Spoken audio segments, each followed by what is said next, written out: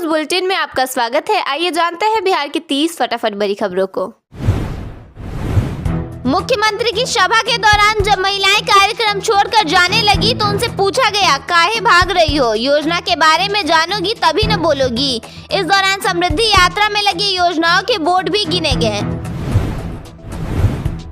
पवन सिंह ने एक mystery girl को संबोधित करते हुए कहा, जान इधर आओ। वहीं दूसरी ओर ज्योति सिंह ने मार्मिक टिप्पणी करते हुए कहा कि सीता वनवास में भी साथ थी लेकिन राम अयोध्या में भी साथ न दे सके। सिवान में नीतीश कुमार की सभा स्थल से कुछ दूरी पर पटाखे बनाने के दौरान एक जोरदार ब्लास्ट हुआ। इस हादसे में एक व्यक्ति की मौत हो गई। धमाका इतना भीषण था कि मृतक के सिर और पैर 20 फुट दूर जाकर गिरे। 600 किलो सोना दान करने वाली दरभंगा महारानी की ओर से ब्राह्मणों के लिए भोज का आयोजन किया गया। इस दौरान ब्राह्मणों को चांदी के बर्तन, एसी, कूलर, फ्रिज और वॉशिंग मशीन जैसी वस्तुएं दान की गईं। कार्यक्रम में लगभग 1 लाख लोगों के खाने का इंतजाम किया गया था। पटना में एसटीएफ ने 20 किलोमीटर तक पीछा करने के बाद लॉरेंस बिश्नोई गैंग के एक शूटर को एनकाउंटर में मार गिराया। मारा गया अपराधी बिहार और झारखंड में गैंग का काम संभालता था और उस पर 24 से अधिक केस दर्ज थे। दरभंगा में एक मुस्लिम लड़की द्वारा हिंदू प्रेमी से शादी करने पर भीड़ ने पति पत्नी की पिटाई कर दी। इस दौरान धमकी दी गई कि तुम्हारे घर की महिलाओं से जबरन निकाह किया जाएगा। भाजपा नेता राजीव प्रताप रूडी ने बयान दिया कि बिहार में तेजस्वी यादव की वजह से अपराध बढ़ा है। इधर नीट छात्रा रेप के बाद हुई मौत के मामले में शंभू गर्ल्स हॉस्टल के बाहर महिलाओं ने प्रदर्शन किया और अस्पताल पर बुलडोजर चढ़ाने की मांग की। बेतिया जीएमसीएच में एक मृतका के परिजनों की पिटाई का मामला सामने आया है, जिसका आरोप डॉक्टर और गार्ड पर लगा है। वहीं अस्पताल अधीक्षक का कहना है कि परिजन ने पहले डॉक्टर को थप्पड़ मारा था। पटना के गांधी सेतु पर स्कूल ड्रेस में एक छात्रा जान देने पहुंची। माता पिता के बारे में पूछने पर उसने कहा कि उसके लिए वो नहीं है और अपनी परेशानी बताने से इनकार कर दिया। छत्तीसगढ़ के बलौदा बाजार स्थित एक प्राइवेट स्टील प्लांट में ब्लास्ट होने से 6 लोगों की मौत हो गई और 5 की हालत गंभीर है। सभी मृतक बिहार के रहने वाले बताए जा रहे हैं। नीतीश सरकार के मंत्री ने घोषणा की है कि मुंबई में बिहार भवन बनेगा और इसे कोई रोक नहीं सकता। उन्होंने राज ठाकरे पर निशाना साधते हुए उन्हें घटिया आदमी बताया और सवाल किया कि क्या वो महाराष्ट्र के राजा हैं। भागलपुर में स्कूली बच्चों के विवाद में हुई हिंसक झड़प में 6 लोग घायल हो गए। इसमें 8वीं कक्षा के एक छात्र की हालत काफी गंभीर है, जिसे ऑक्सीजन सपोर्ट पर रखा गया है। वैशाली में एक तेज रफ्तार हाईवा ने युवक को रौंद दिया, जिससे उसकी मौके पर ही मौत हो गई। हादसे के बाद ड्राइवर चलती गाड़ी से कूद गया, जिसे ग्रामीणों ने पकड़कर जमकर पीटा। टोल फ्री नंबर न लगने की शिकायत पर डिप्टी सीएम विजय सिन्हा सीधे दफ्तर पहुंच गए। उन्हें अचानक सामने देख अधिकारी व्यवस्थाएं दुरुस्त करने में जुट गए, जिसके बाद डिप्टी सीएम ने सभी को कड़ी फटकार लगाई। बिहार के सभी जिलों में मौसम सामान्य बना रहेगा। सुबह और शाम हल्की ठंड महसूस की जाएगी। मौसम विभाग के अनुसार अगले 7 दिनों तक राज्य में किसी बड़े बदलाव की संभावना नहीं है। पटना के जेपी गंगा पथ पर संचालित डबल डेकर बस सेवा लोगों के बीच तेजी से लोकप्रिय हो रही है। अब तक 2245 से अधिक लोग इस बस के जरिए गंगा पथ की सैर कर चुके हैं, जिससे विभाग को 2,14,900 रुपए का राजस्व प्राप्त हुआ है।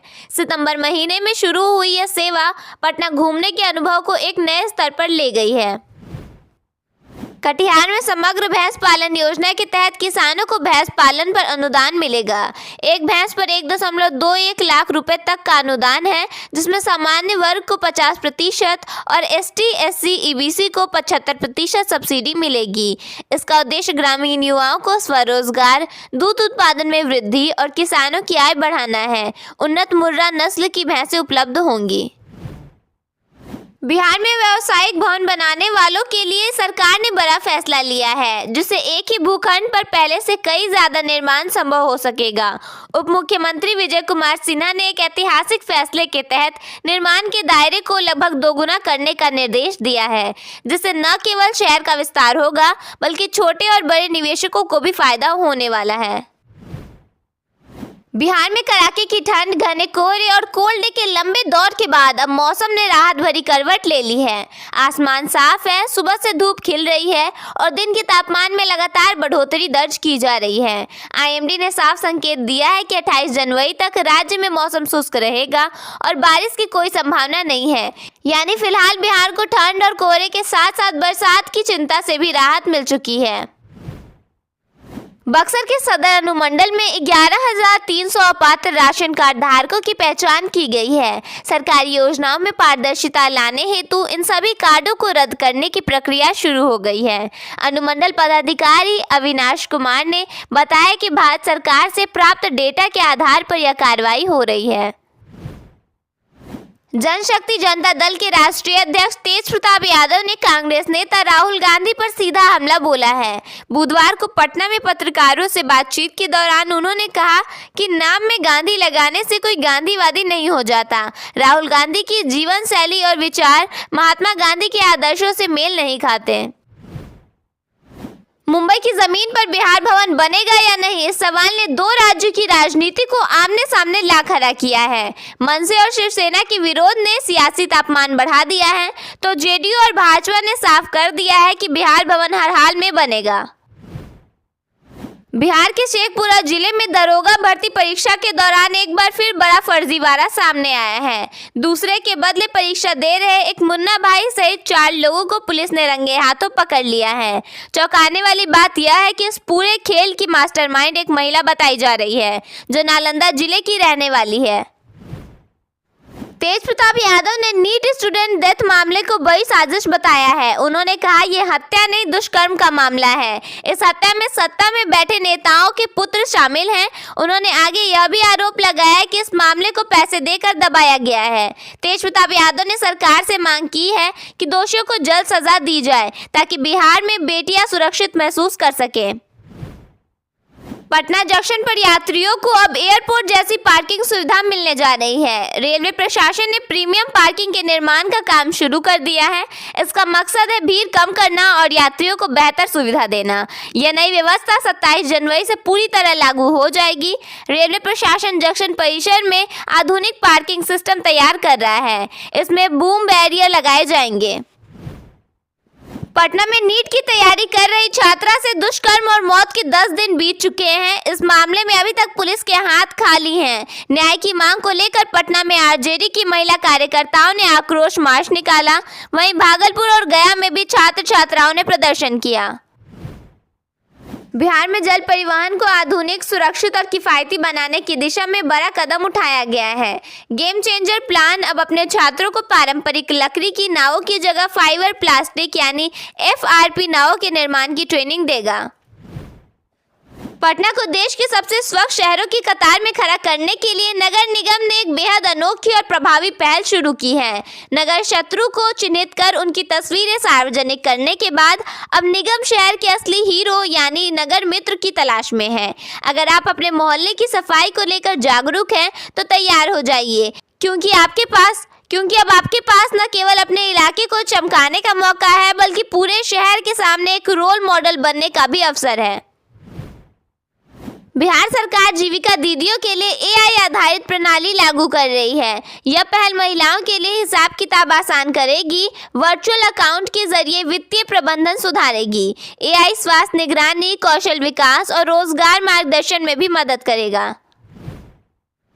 पटना सिटी के शिक्षक कॉलोनी में बच्चे के जन्म पर नेक को लेकर हुए विवाद में एक महिला काजल कुमारी को गोली मार दी गई। मंगलामुखी पक्ष के बाइक सवार बदमाशों ने यह वारदात की, जब परिवार ने 1 लाख रुपए की मांग के बदले 11,000 रुपए दिए। गोली महिला की बाह में लगी, लेकिन वह खतरे से बाहर है। पुलिस मामले की जांच कर रही है। परिसर को प्लास्टिक मुक्त बनाने के लिए गुरुवार से प्लास्टिक पैकेट, बोतल और कंटेनर पर पूर्ण प्रतिबंध लगा दिया गया है। बोधगया टेम्पल मैनेजमेंट कमेटी ने यह निर्णय पर्यावरण संरक्षण और मंदिर की स्वच्छता बनाए रखने हेतु लिया है। अब श्रद्धालुओं को कपड़े या कागज के थैलों का उपयोग करने की अपील की गई है। प्रवेश द्वारों पर सख्त जांच से परिसर को स्वच्छ और पवित्र रखने में मदद मिलेगी। पटना विश्वविद्यालय के हथुआ छात्रावास से पुलिस ने 40 सुतली बम और बम बनाने का सामान बरामद कर 7 छात्रों को गिरफ्तार किया है। ये गिरफ्तारियां सीवी रमन हॉस्टल पर बमबाजी के बाद हुई सर्च ऑपरेशन के दौरान हुई। छात्रों ने सरस्वती पूजा विसर्जन के दौरान वर्चस्व कायम करने के लिए इन बमों का इस्तेमाल करने की योजना बनाई थी। पुलिस मामले की जाँच कर रही है।